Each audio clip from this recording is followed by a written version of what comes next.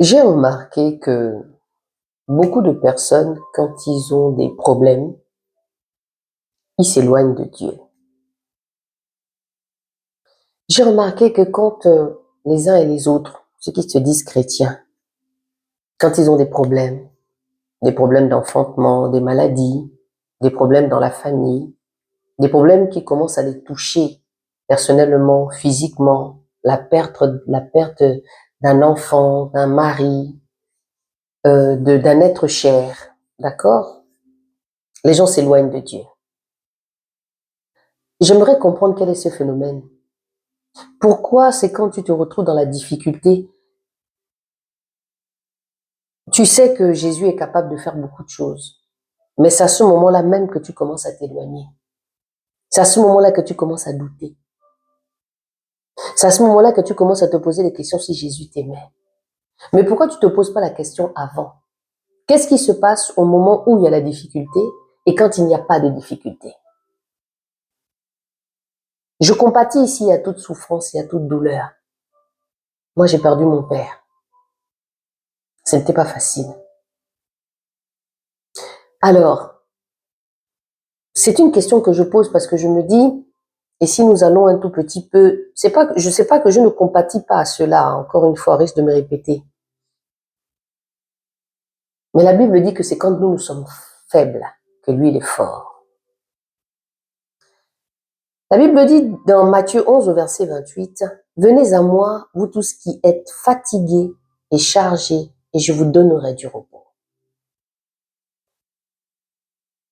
Prenez mon joug sur vous et recevez mes instructions, car je suis doux et humble de cœur, et vous trouverez du repos pour vos âmes.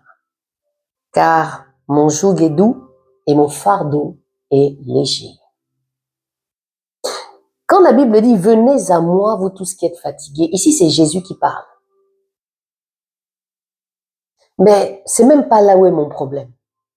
Mon problème, ou bien ma préoccupation, c'est de comprendre pourquoi, quand on est en difficulté, c'est-à-dire au début, on croit en Jésus, on l'accepte, on dit qu'il est notre sauveur et Seigneur, on dit toutes les grandes promesses qu'il y a dans la Bible, et à un moment donné, quand on a un problème qui touche profondément quelqu'un de proche, on commence à abandonner Dieu. On commence à douter de ce qu'il a pu faire même avant. Donc, c'est-à-dire, on doute de la respiration, on doute de la vie, on doute de chaque chose suffit sa peine, on a du mal. Qu'est-ce que tu voudrais que Dieu fasse à ce moment-là? C'est une question. Que le Seigneur vous bénisse et vous fortifie. C'était juste une petite question comme ça, parce que ça me travaille. Et je vois beaucoup de personnes dans cette situation. C'est un problème de foi. Tu ne crois pas. Et j'aime souvent dire aussi qu'on ne vient pas en Christ parce qu'on est malade, mais la majorité des gens viennent en Christ parce qu'ils ont des problèmes, pour certains. Pas tout le monde, bien sûr. Que le Seigneur vous bénisse. Tata Armel. Lundi, mardi, mercredi, jeudi et vendredi, je suis en live sur YouTube. Et aujourd'hui, j'ai partagé une vidéo sur le chapitre 23, un enseignement biblique, pour nous amener encore dans les profondeurs avec Jésus. Je vous dis à tantôt. Laissez vos commentaires et partagez.